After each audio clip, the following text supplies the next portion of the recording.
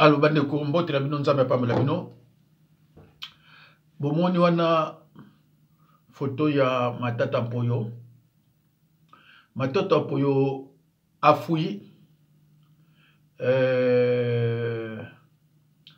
Il se trouve à Belgique, à Bruxelles, depuis hier. Aujourd'hui, on est le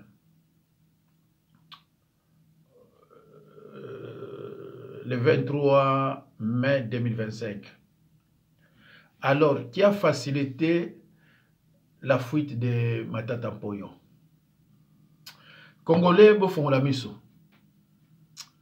Bamiyibi, ba détracteur, ba criminel financier, bazo sakana mboka oyo. Celui total ndenge Ibrahim Traoré na Burkina Faso, même pas 3 ans.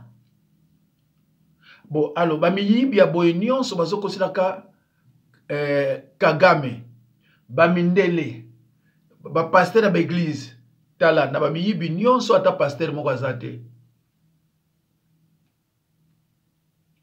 Donc, moutou bo condamné ye, bo signaler que Kimas parce que tu es belé.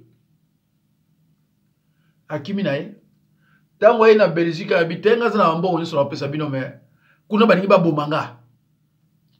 A demandé asile. Ah bandeko. Omboka ndenge nini mboko yo. Sikoyo oyo James Mutamba pa nga okima na nzela ya Tanzanie bakangie bazongisa na kiba bia boni pressé boko.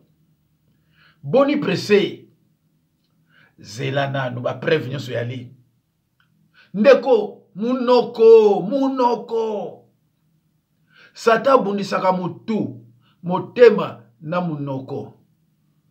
Mena biloko nyonso misato oeleki eza munoko. Oyo nyonso ebimaka na munoko na biso eza ne fait na yango soit positif soit négatif. Olobaka boye nga lobaki na nga na je mutu akufi. Oyo lobaki eke ebomi mutu. Olobi onga ite nga lobaki na nga nde wana kasi yango ke bomati. Yo lobaki no kande wana. Yo okosala accident na boma yo mutaki asala accident akufi.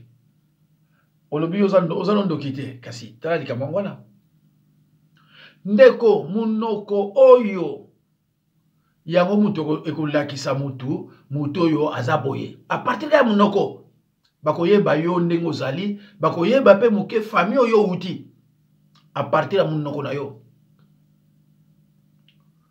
Ba mususu ba préférer ko garder mingi silence. Ayoki amoni bakomeli ye ma garder silence. Mais ba mususu te. Munoko ta muso pela. Il faut kaka mutu a répondre. To akoma. To aloba oyalingi. Mutamba zu pouvoir a bandi koloba. Non to mona perroquet ndenge wana te. Ali ko banga mutu te. Aération na ko banga te.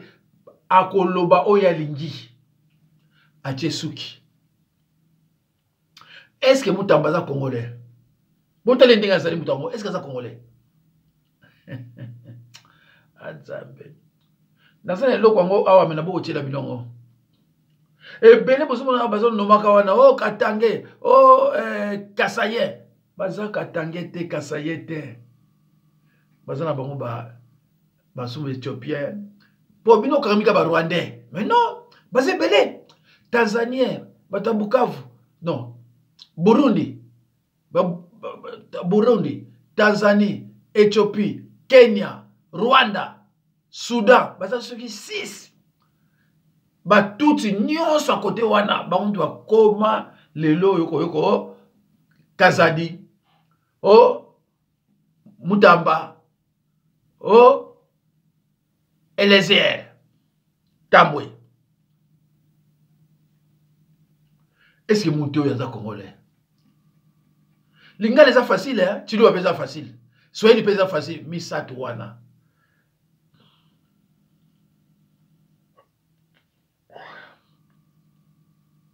To mekana ko cham eloko mona yokaki On a... Yoganano.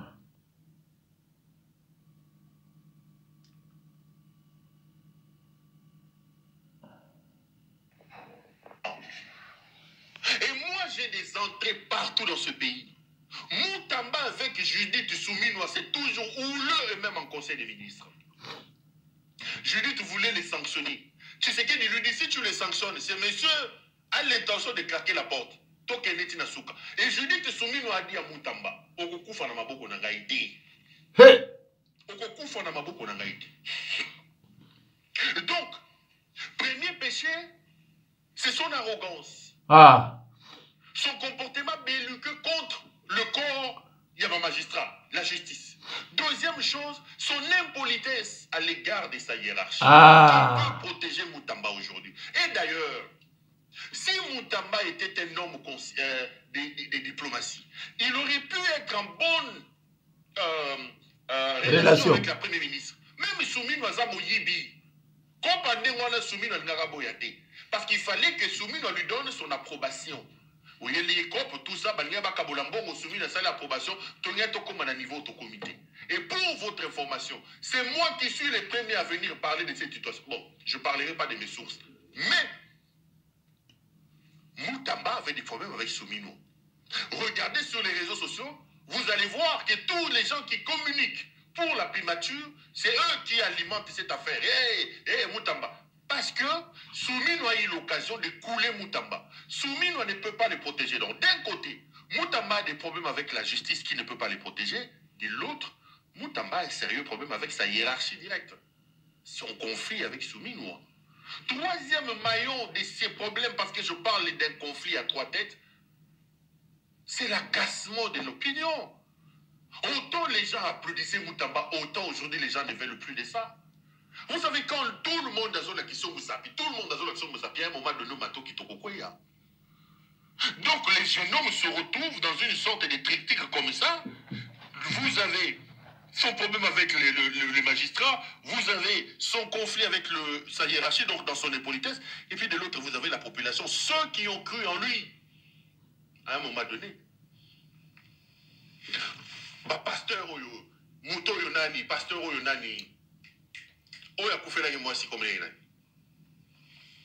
Pasteur Oya Koufela Yemoisi. Marcelo Tounassi. Tounassi devant les gens, il a dit que Moutamba était le meilleur ministre. J'aimerais voir aujourd'hui les visages de Toumouassi, c'était Toumouassi là. Quand on critique ici, Tounassi a dit ici que Moutamba était le meilleur ministre pour lui. Vous êtes des hommes de Dieu, soi-disant. Vous ne savez pas que vous ne pouvez pas porter les témoignages sur les gens si vous n'êtes pas sûr des témoignages de ces gens. Toi, tu as l'esprit de Dieu. Quand tu fais un témoignage sur quelqu'un, tu as de l'influence, tu as de l'aura. L'esprit ne t'a pas dit que Marcelo Tounassi. Biloba loba biloba loba Marcelo. Biloba loba pe mate. Tounassi wan. C'est mon meilleur ministre. C'est mon meilleur ministre. Donc voilà le problème. Donc le premier acteur principal de cette situation, c'est d'abord M. Moutamba lui-même. Parce que c'est lui qui a commis le péché originel. À côté de ce péché originel, il a ce triple péché qui amène la situation dans laquelle nous sommes. Le deuxième acteur principal qui explique pourquoi ici et maintenant, pourquoi lui et pourquoi pas l'autre. Le deuxième acteur, c'est Helmut Ngeleka, alias Félix Tshisekedi, Moyibi. Tshisekedi est dans une logique que même un ministre, quand il vole, il faut y aller. Posez la question. Je vous dis tous les jours ici, ceux qui fréquentent Félix Tshisekedi s'abrutissent. Parce que c'est un coopérant, ce n'est pas un président de la République. Du côté de l'acteur Félix Tshisekedi, deux éléments expliquent d'une certaine manière pourquoi Tshisekedi lâche Moutamba. Le premier élément, il est reproché à M. Tshisekedi qui négocie avec les Américains un gros contrat en matière d'argent. On lui reproche sa mauvaise gouvernance, le détournement, le vol, etc. Et le dossier Moutamba est une passe à nord.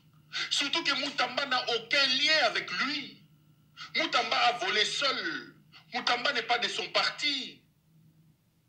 Cette affaire de Moutamba est une passe en or pour que Tshisekedi se vante dans la peau d'une bonne gouvernance. Qu'est-ce que vous allez dire? Ce n'est pas Matata Pogno, ce n'est pas Olivier Kamitatou, ce n'est pas Moïse Katumbi, c'est Moutamba, un de ses principaux ministres du gouvernement. En réalité, Moutamba est un ministre important, mais dans le fond, ce n'est pas un ministre qui a des attaches solides avec le président Tshisekedi. Ceci est donc une occasion pour lui de s'afficher dans la peau de quelqu'un qui lutte contre la corruption, dans la logique et dans un contexte où le Congo négocie avec les Américains, réticent du fait qu'il n'y a pas de la bonne gouvernance au pays. Tshisekedi a donc trouvé cette affaire comme une sorte de perte de gouvernance et en termes de lutte contre la corruption et les détournements. Aye koko ya logo na nzinzi, na vera lotoko, ya tata ya lotoko. Jimania, buyuwai, balubaka, Jimania, buyuwai leki. Deuxième élément par rapport à Tshisekedi. Moutamba commençait à devenir un élément gênant. Gênant non pas parce qu'il lançait un peu trop, non. Gênant parce qu'il devenait encombrant. Moutamba est un garçon impatient. Moutamba est un trouble fait. Tout le monde savait qu'à un moment donné, Moutamba cherchera l'occasion de claquer la porte. Il est venu se faire un peu d'argent, amasser un peu d'argent et avoir un peu de succès et d'expérience au sommet du pays. À un moment donné, dans l'intention de ces garçons, c'était de claquer la porte en disant non, écoutez, tralala. Parce que Moutamba, dans sa tête, il croit qu'il est président de la République. Moutamba croit qu'il est président de la République. C'est mon petit, je parle tout le jour, je parlais avec lui. Moi, en exil, quand il devient ministre, il m'a consulté par rapport à sa stratégie de communication. Il y a beaucoup de choses que je vois, on a discuté, on a défini. Et c'est un homme qui devenait encombrant. Regardez ce qu'il a fait avant-hier. Pendant qu'on cherche à gauche et à droite, l'Itabem Boyoana qui tient dans le magasin, victoire, victoire. C'est un homme encombrant qui joue trop solo, un électron libre. À un moment donné, il commençait à encombrer M. Tshisekedi. Cette occasion est un pain béni pour s'en débarrasser facilement et avec raison. Parce que plus il reste au gouvernement, plus comment tu fais pour les sortir, il vaut mieux saisir la balle au bon. Il vaut mieux saisir la balle au bon.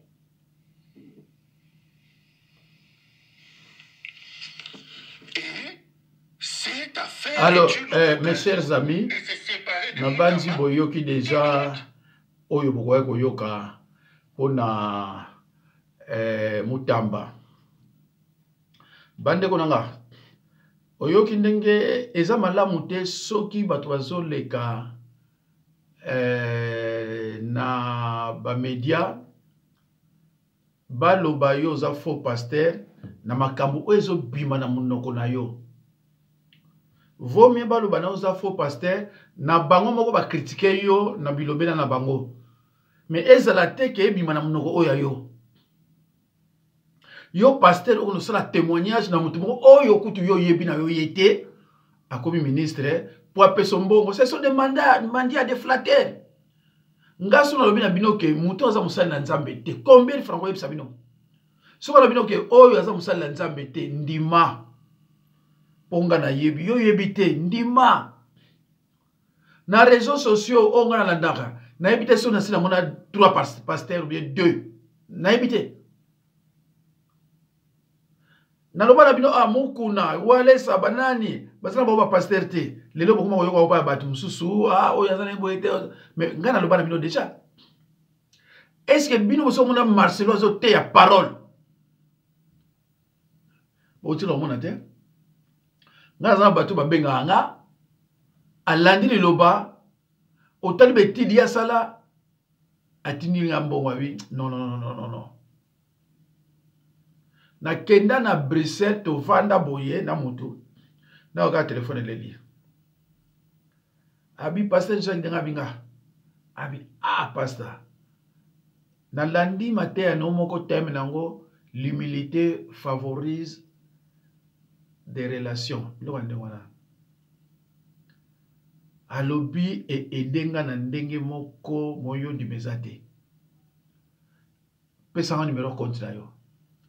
D'abord, je ne suis pas chez moi. naza na Belgique. Ah, ngape naza na Belgique tokuta nga bite. Ezaka yete. Soki yo yebi liloba, ozo te liloba solo. Bato ba critiquer pour na liloba te. Ba koluka makambo su ba kosa po ba critiquer yo. Mais na liloba non non non non non. Mais bato ba wale ça ba Moïse Mbile bi ba Ifonge ba toute cette bande là mutazani musala nzambe zate. Na ola examiner su moko wa muluba zo critiquer nani oyo violeur o nani. Mais comment on kende omona mutu pasteur aza violeur je dis bien. Yozo no sambela panaye. Olia lo bana moi si so mo sa boya tikiye, mais toi tu violes les crimes. Lo bana yeso boya tika ke naye ba facilité. Bandi ko ya pasi. Oyo Pierre azo le kawana ayebi di lobate. Mais ayebi déjà que ça faux pasteur. Yebi di lobate. Mais ayebi que ça faux pasteur. Ya maminga. Alors bandeko. Na banzi tokotala muluba yibimbwa na Canada. Muluba ayibimbwa na Canada. Tolandango. Bato a Canada bayebisi bato botindi lango pasteur na Mukongo te na France. Oh. Nga sali binoni. Botindi lango pasteur na Mukongo te. Nga sali binoni. Ese koma kindeko. Ese koma kinaza nango osiko. Mengate ngana zulu batenga zulu akisa. Yo mulubo oyinanga ngana salini ngana zulu akisa nanga ibadi lobi tindadi. Na minute on a zo tia yango ba ko no balamuke ba ko landa ngo. Alors toyoka. En Afrique du Sud, na ville ya Cape Town. Boyo kali solo ba Afrique du Sud, pardon. Ndeko wana aza muluba.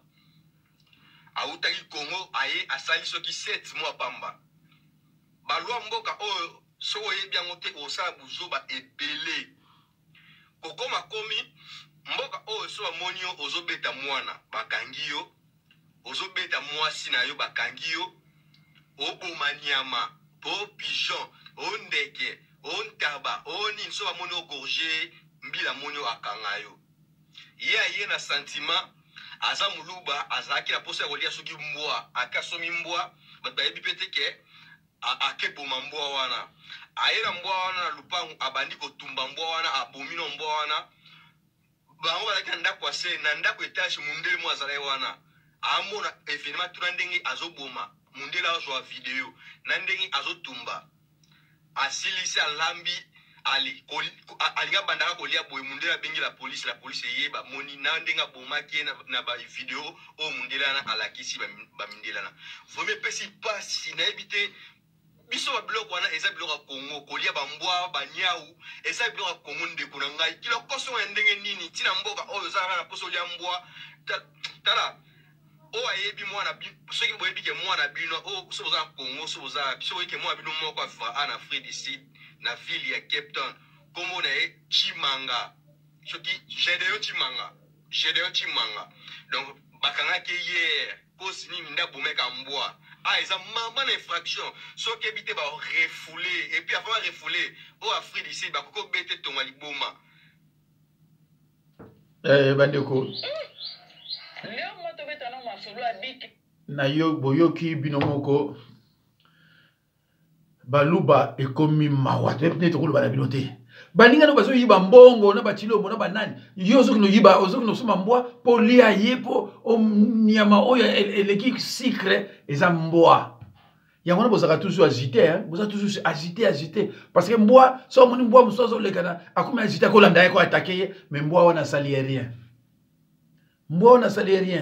mais yako attaquer donc c'est comme ça le baluba siko yo ndeko nanga yo olingi passer à Mukongo te si on a sani ndeko nga sali nini na selo nini nga na lakisi balobi Gédéon Chimanga mais bien sûr Gédéon Chimanga ye na mbwa naloba na bino makambo nyonso mabe na RDC eza kaka na baluba eza na bato mosusu te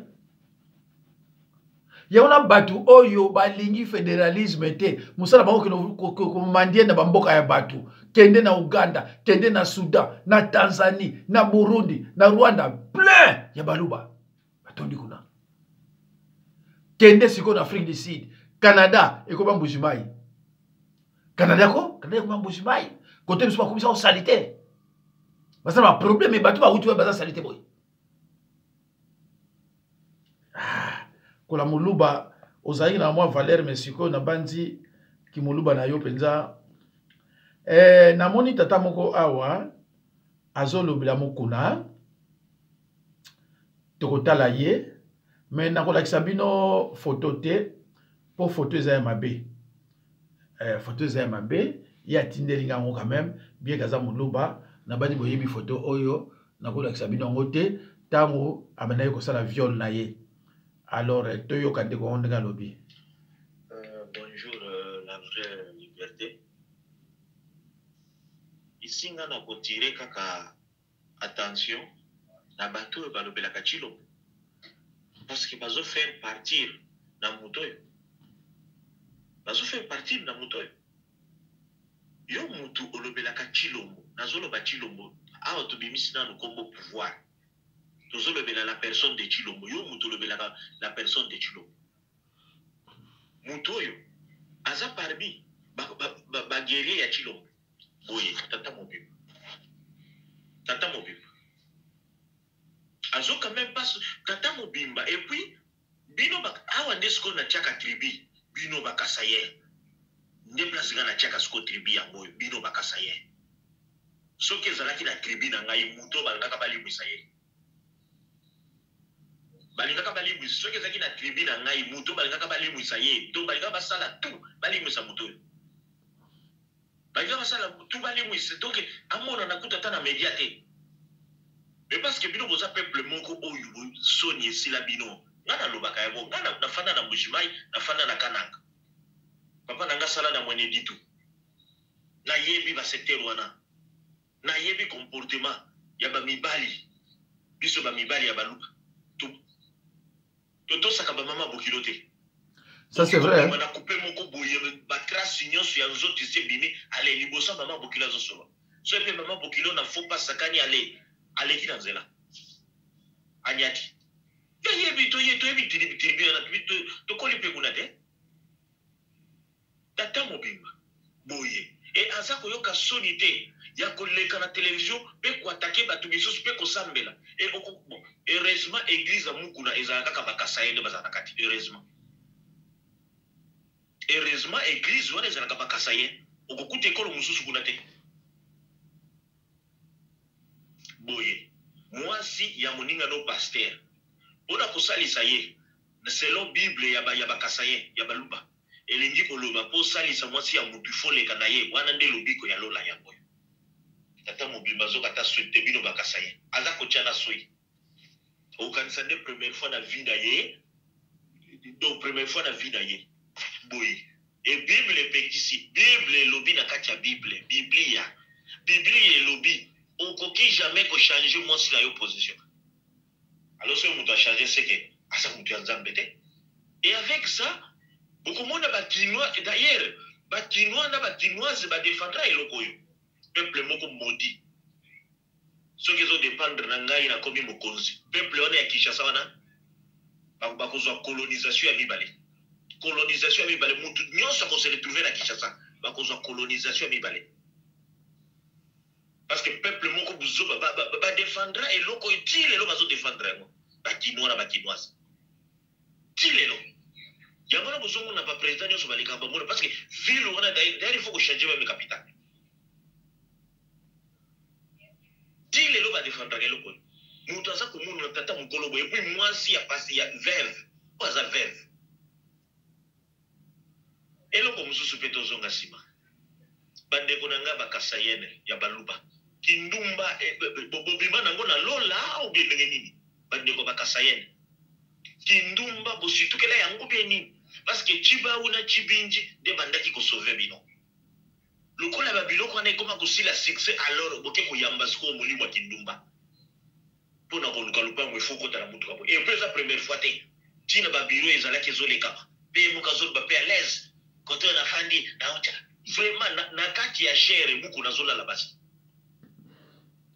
bamama na biso ya kindumba bafi ya kindumba bandeko na biso ya bakasayene meme na batelevizio tozomona yango baémission oyo ya babravo jésus banani au fond du cœur baémission na tozomona na Kinshasa toujours basi ya bakasayene bainfidèle moko à outrance bolukaka nini parce que obimi na chiba ou na chibinji il faut qu'il doit embrasser sikoyo kindumba soko moni fi aza ko briller na Kinshasa kitoko kasayene soko cheka kalito ayambi be aza marié tout cela ndengo na ba film ba bravo jésus o ba film ane zo salisa bato tout cela ndengo boyi naza ko s'adresser na bino bakasayene basi ya bakasayene botika kindumba moko komi lokola marque de bête o basi ba pesi bino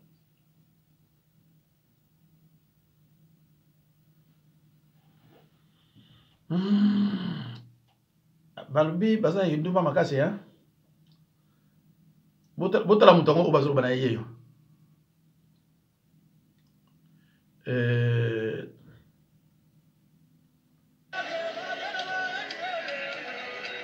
botala ye violeur mais baluba bazolosambela toujours mpa na ye ese wana eza makoba église et puis tala bateyaka te tala ye kalambai o mosusu wana Moïse Mbiye walesa bateyaka te bakomisa baeglise yako bina na obina tala me bakasayene na bakasayene lukwa baliaka mbwa bakendeka na baeglise ya boye soko amoni akomi maladi grave akimi akoluka mosala na nzambe soko abiki azongi sukuna esi o baza bato o balobi na biloko tata ombiba ye o bazoloba oh la la nzambe na ngai ye c'est triste hein bomoni bino moko voilà nalakisa bino siko nini mpona kata nakomi vers la fin toyoka nano Quand je parlais, est-ce qu'on volait l'argent de l'État? Est-ce que ça n'a pas preuve? Non, est-ce qu'il a les preuves? Vous avez vu comment ils se sont brûlés?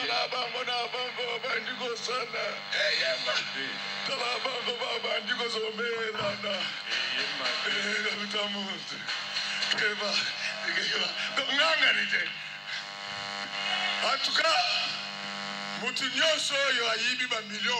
celui qui a volé les millions. On l'arrête et qu'on coupe ses mains. Si c'est une femme.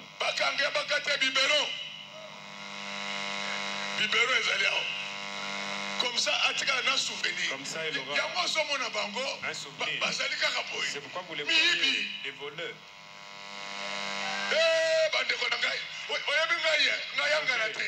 Est-ce que Godin parle, il a des preuves? Est-ce que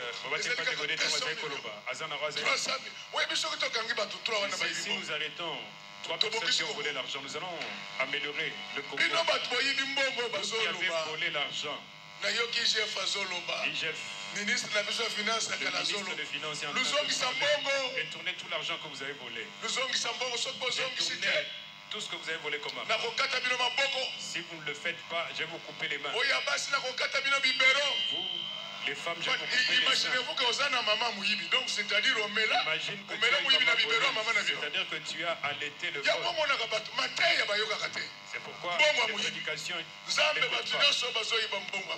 ceux qui volent l'argent que tous attrapent des maladies compliquées. Là où ils ont gardé leur argent. Qu'une incendie se crée là-bas. Une incendie se crée. S'ils ont gardé ça là-bas, Dieu fait un miracle. De sorte à ce que le nom de cette personne devienne Trump. On change son nom à la banque.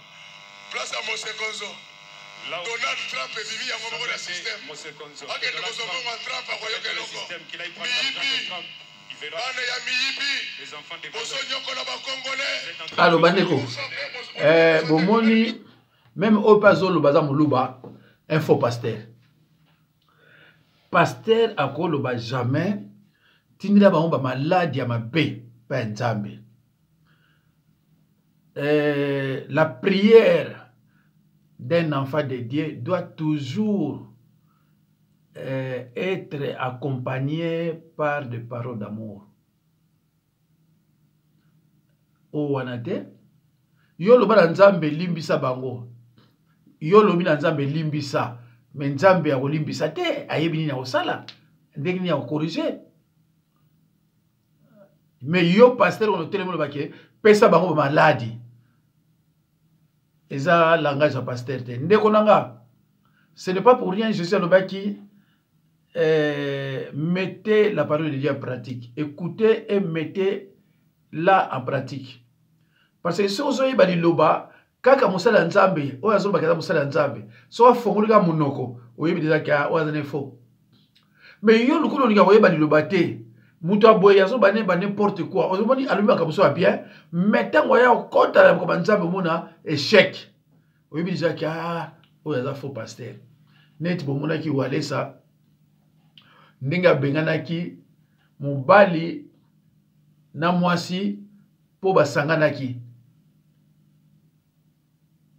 approuvé batu péché te o bango basalaki so alobaki mobali on a par exemple été marié mais l'adultère c'est lorsque la femme est mariée, ce n'est pas l'homme. Tant que lobaka il faut pas verser biblique en appui. Mais yo so sala likambu verset biblique ezate. Faut verset biblique. Ngasi on a lobi na bino likambu. C'est que na ça verset na bombi yango kuna. Ce qui ta ezali na lobi bino pesi bino verset. Mais yo o contesté, o pesa verset te. Neti fornication, ngalo bana yo ke fornication na Bible oyo to banda kotanga banda kala ezala na ngote. Eza ba définition ba tamukili. Mais na Bible ezate. Parce que si on a vu le Kilangango, on sera 2 ans, on tire un homme monté. Alors, ils ont mal à monter, il y a une pression, il y a imagination, il y a yomoko. Moutamba, Mounoko, Mounoko, Mounoko. La vie et la mort, la vie et la mort sont au pouvoir de la langue. Awa. Mounoko na yo, et qu'on peut se délivrance qui toko. Munoko na yo, eko boma yo. Ce n'est pas ce qui entre dans la bouche qui met l'homme en débandade, mais ce qui sort de la bouche. Yawonde mutesa rapasi. Natiki bino nzaba za nabino.